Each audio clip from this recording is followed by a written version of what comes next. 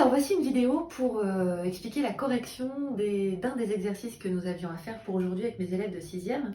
L'exercice 27, page 254, que vous voyez là en capture d'écran. Cet exercice, nous l'avons fait hier avec les élèves en remédiation et je me suis rendu compte que ça posait beaucoup de problèmes parce qu'il n'est pas si simple puisqu'il parle de prisme droit et en même temps qu'il fait référence à des arêtes parallèles, des arêtes de même longueur, des arêtes perpendiculaires, des faces parallèles, des faces perpendiculaires. Donc c'est assez compliqué, surtout sur une forme assez peu courante comme l'est le prisme droit. Alors dans cet exercice, en fait, vous allez voir, je suis extrêmement douée en bricolage. Nous avions affaire à un prisme droit à base triangulaire. Donc j'ai massacré un carton que nous avions à la maison pour en faire un prisme droit à base triangulaire. Commençons déjà ensemble par analyser en fait ce qu'est ce solide. Ici, j'ai 5 faces. 1, 2, 3, 4 et 5. Deux de ces faces sont des triangles. Ces deux triangles sont superposables. En fait, on dit qu'ils sont isométriques ou égaux. Et ils sont parallèles. C'est ce qu'on va appeler les bases du prisme droit. Les autres faces, c'est ce que je vais appeler les faces latérales. Puisque ce ne sont pas les bases, j'appelle ça les faces latérales. Latérales, ça veut dire deux côtés. Et ce sont des rectangles. Et dans un prisme droit, toujours les bases sont parallèles et les faces latérales sont des rectangles, ce qui est lié. Elles sont parallèles grâce aux angles droits, en fait, du rectangle. Alors, dans la suite, je vais simplifier dans mon langage, mais en fait, du coup, ça ne va pas être précis. Je vais par exemple être amenée à vous dire, les bases, ce sont les seules faces qui ne sont pas des rectangles. Alors attention, en fait, c'est pas très correct ce que je vous dis là. Parce que quand on considère un pavé droit, et je n'en ai pas sous la main, je vais donc prendre un de mes magnifiques pavés droits. Non, je vais prendre ça, pardon, excusez-moi. Un pavé, bon, c'est à peu près un pavé droit, ça fait penser à un pavé droit, quoi. Un pavé droit, bah, qu'est-ce qui se passe? En fait, si je décide que ça et ça sont les bases, j'ai bien deux bases identiques, parallèles, superposables, et puis mes faces latérales sont des rectangles. Et si je décide que mes bases, ça va être ça et ça aussi. Donc en fait, quand je vous dis que dans un prisme droit, je vais appeler base les faces qui ne sont pas des rectangles, c'est juste que les pavés droits sont des prismes particuliers, mais en général, nous, on les appelle directement des pavés droits. Donc ça évite le problème. Voilà, je voulais quand même préciser ça. Donc ici, première chose, les bases sont toujours parallèles, les faces latérales sont toujours des rectangles. Deuxième chose, mes élèves ont été en difficulté pour désigner les bases. Par exemple, les faces en général. Par exemple ici, cette face latérale, c'est un rectangle. Pour la désigner, je vais donc avoir besoin de 4 points, de 4 noms de points. Ici, c'est L, K, je regarde au-dessous, J, I. L, K, J, I. 4 sommets, donc 4 noms de points à donner pour désigner la face. Donc là, je ne peux pas désigner cette face avec 1, 2 ou 3 points. C'est pas possible puisque c'est un rectangle. Et là, puisque c'est un triangle, eh bien, je vais avoir besoin de 3 points. Ici, ça va être L, M, K. Triangle, donc 3 sommets. Alors pour la première question de cet exercice que je regarde dans le livre, nommer des faces parallèles. Bon, ça va à peu près ça. Nommer des faces parallèles, qu'est-ce qu'on vient de dire? On vient de dire que dans un prisme droit, les deux bases étaient parallèles. Donc ici, ce triangle et ce triangle sont deux faces parallèles. D'ailleurs, vous voyez que si je pose mon prisme comme ça sur la chaise, les deux bases sont horizontales, elles sont bien parallèles. Si je pose sur une face latérale, les deux bases sont verticales, elles sont bien parallèles. Donc ça, c'est la réponse de la première question que vous voyez s'afficher tout de suite à l'écran. Ensuite, on me demande de nommer deux faces perpendiculaires. Alors ça, c'est plus compliqué.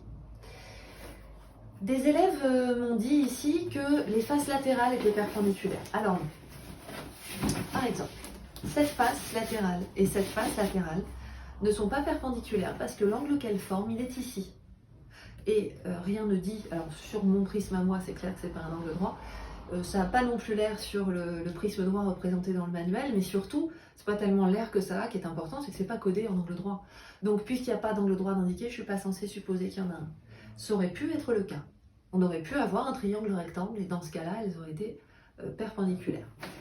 Alors ici, j'ai bricolé mon prisme pour qu'il puisse s'ouvrir et pour que du coup, je puisse vous montrer qu'il y a bien des faces perpendiculaires. Je vous rappelle que les faces latérales sont des rectangles.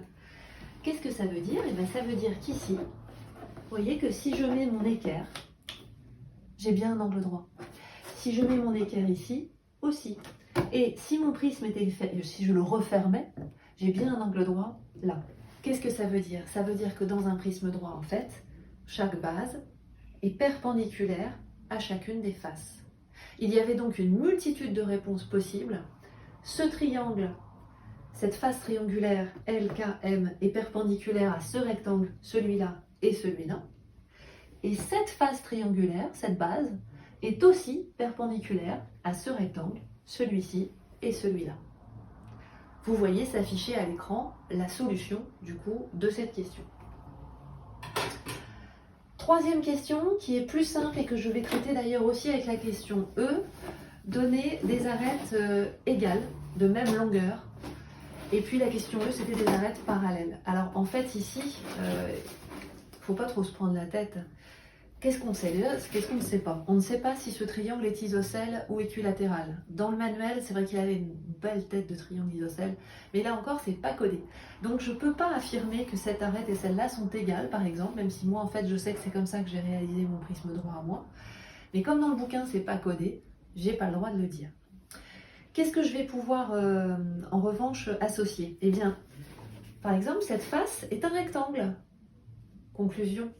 Cette arête et cette arête sont égales et de même longueur. Ça c'est sûr. Elles sont égales et en plus elles sont parallèles. Cette arête et cette arête sont parallèles et de même longueur. Donc en fait on utilise des propriétés du rectangle. Celle-ci et celle-là, celle-là et celle-là, etc. Alors là je n'ai pas tout cité sur la correction parce que je l'ai cité pour les arêtes égales mais pas pour le parallélisme parce qu'il y en avait beaucoup et que j'avais plus beaucoup de place sur ma feuille. Mais en tout cas, ce qui est intéressant, c'est de se rendre compte que pour résoudre ce genre de questions, si vous considérez le solide dans son ensemble, vous risquez d'être un peu perdu, surtout pour un solide inhabituel comme celui-là. Alors que si vous vous dites, en fait, ça c'est un rectangle. Donc si je me ramène au rectangle, je ne suis plus qu'en 2 dimensions. J'ai l'habitude de travailler en 2 dimensions, puis ça en fait 2 moins, c'est plus simple. Et donc je vais pouvoir trouver des relations entre les éléments beaucoup plus facilement. C'est donc très important de savoir passer de la 2 dimensions à la 3 dimensions, inversement, puis de revenir en 1 dimension, etc. Et c'est pas si facile. Donc c'est une méthode là que je vous donne, une méthode qu'il faut bien veiller à suivre pour pouvoir s'en sortir dans ce genre d'exercice. Dernière question que je résous, c'était la question D, nommer 2 arêtes perpendiculaires. Alors là maintenant c'est facile.